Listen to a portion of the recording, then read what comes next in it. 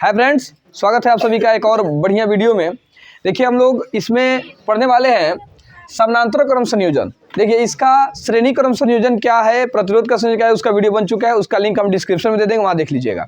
उस पर बहुत बढ़िया आप लोग का प्यार मिला, बड़ा बढ़िया था कि अब उस पर कॉमेंट था कि सर समानांतर क्रम ही बता दीजिए। तो एकदम ईजी भाषा में, मतलब हमका बताया आप ऐसा पढ़े नहीं होंगे, इतना बढ़िया से हम लोग कोशिश करेंगे कि उतना ईजी भाषा में इसको याद कर ले, है ना। और आइए बिना देर करे बढ़ते हैं आगे। देखिए समानांतर क्रम संयोजन में दो बातें याद रखनी है। क्या जी? आप हमको बताइए इसमें समान क्या होता है?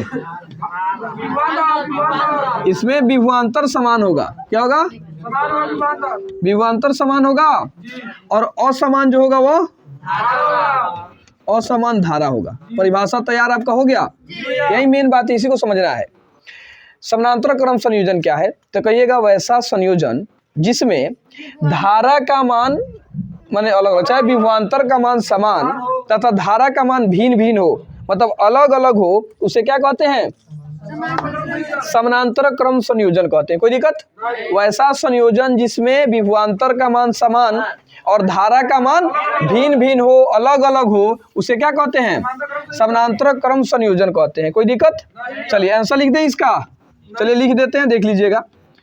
लिखिए वैसा संयोजन, वैसा संयोजन, वैसा संयोजन जिसमें, वैसा संयोजन जिसमें विभवांतर, वैसा संयोजन जिसमें विभवांतर का मान, विभवांतर का मान समान तथा धारा का मान, धारा कहिए चाहे विद्युत धारा कहिए, धारा का मान भिन्न भिन्न होता है। भिन्न भिन्न कहिए या अलग अलग कहिए, भिन्न भिन्न होता है, उसे क्या कहते हैं? समानांतर क्रम संयोजन कहते हैं। उसे समानांतर क्रम, समानांतर क्रम को पार्श्व क्रम भी कहा जाता है। समानांतर क्रम संयोजन कहते हैं, समानांतर क्रम संयोजन कहते हैं। चलिए मेरे भाई आप इसको देख लीजिए, स्क्रीनशॉट इसका ले लीजिए। बिना देर कर हम लोग आगे बढ़ते हैं। मिटा दे इसको। चलिए अब समझिएगा, ये तो परिभाषा हो गया, समझ गए ना। समानांतर क्रम संयोजन क्या है? तो ऐसा संयोजन जिसमें विभवांतर का मान समान और धारा का मान अलग अलग होए, अलग अलग धारा के मान, तो क्या कहलाता है? समानांतर क्रम संयोजन। अब गौर कीजिए, हम समतुल्य प्रतिरोध ज्ञात करते हैं। 3 को प्रतिरोध ले लीजिए कम से कम। चलिए एगो ही हो गया, एगो ही हो गया, एगो ही हो गया, 3 को प्रतिरोध हो गया, ठीक है ना। तीनों को एक साथ ऐसे मिला दीजिए, हो गया ना। एकदम कोई तामझाम नहीं है फिगर बनाने में, आराम से इसको तीनों को मिला दिए। अब तीनों मिलाने के बाद टेढ़ मेढ़ होता, कोई दिक्कत नहीं है, अब समझ जाइएगा। इसको लाकर बैटरी में जोड़ दीजिए, जोड़ दें। इधर से छोटका हो गया माइनस वाला, बड़का हो गया प्लस वाला। इतना समझ गए? आप थोड़ा सुंदर बना लीजिएगा अच्छा से, ठीक है। अब समझिए, ये प्रतिरोध हो गया R1, R2, R3, कोई दिक्कत? अब समझिए इसमें विभवांतर क्या है? एकदम समान है, वोल्टेज ए में समान, ए में भी वोल्टेज समान, ए में भी वोल्टेज समान, लेकिन धारा का मान क्या है? तो इसका देते हैं I1, I2, समझ में आया? धारा का मान इसमें क्या हो गया? अलग अलग हो गया। विभवांतर का मान समान हो गया। फिगर ऐसे आराम से बना सकते हैं। 3 प्रतिरोध, तीनों के एक साथ जोड़ कर लाकर बैटरी में जोड़ दिए, बड़ा कर दीजिए प्लस वाला, छोटा कर दीजिए माइनस वाला, कोई तामझाम नहीं। R1, R2, R3 3 को प्रतिरोध हो गया, इसका विभवांतर क्या है? समान है, तो विभवांतर को क्या दिए? सेम लिख दिए। धारा क्या है? अलग अलग है, धारा को अलग अलग लिख दिए, कोई दिक्कत? अब देखिए इसमें आप क्या कर सकते हैं, द्विगुतरीय क्वेश्चन है, तो मेरे भाई मानने के लिए आप मान लीजिएगा कि मान लिया कि R1, R2, R3 क्या हुआ?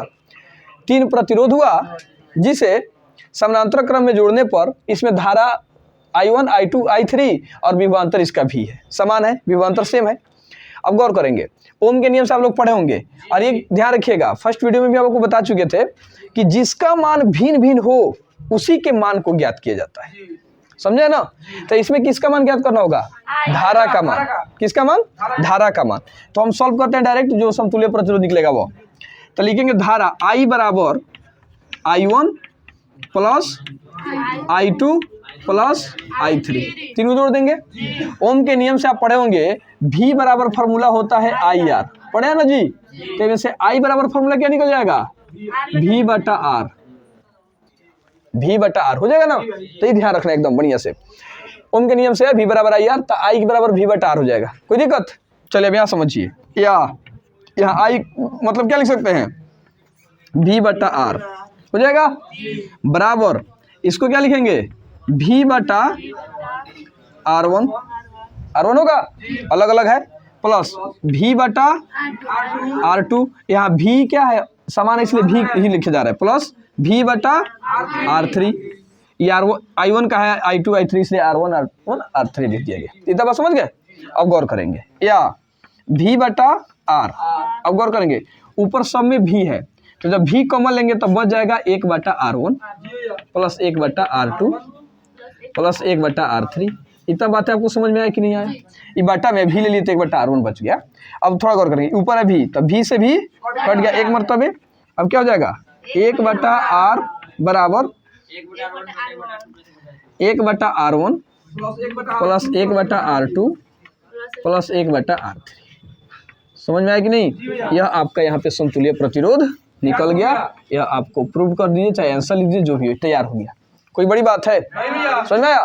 तो अब गौर कीजिएगा, जब भी समानांतर क्रम में चाहे पार्श्व क्रम में जोड़ने के लिए कहे तो बाटा करके जोड़ते हैं, एक बटा करके। जैसे मान लीजिए हम क्वेश्चन दे दें आपको कि दो प्रतिरोधों को, कितने, दो प्रतिरोध जिसका नाम है 10 ओम और 5 ओम को समानांतर क्रम में जोड़ा जाता है। किस क्रम में? समानांतर क्रम में जोड़ा जाता है। तो इसका तुल्य प्रतिरोध ज्ञात कीजिए।